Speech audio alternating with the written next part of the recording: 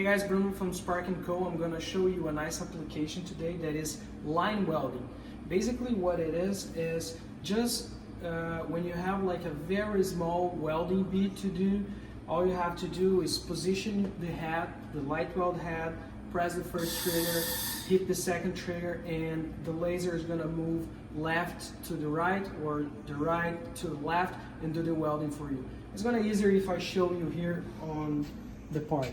So take a look here. I'm going to need to weld this tab. So all I have to do is position the head right there. So you see the laser guide. When I hit the first trigger, it opens up, showing where I'm going to weld, and then I hit the second trigger. Okay, so let's weld it.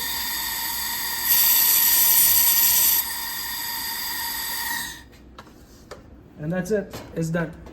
Easy like that. So this is a very good application for small beads like this, or tight places where you need a very tight welding, or you want less deformation too. This is a really nice application. You can go from 0 millimeters to 15 millimeters.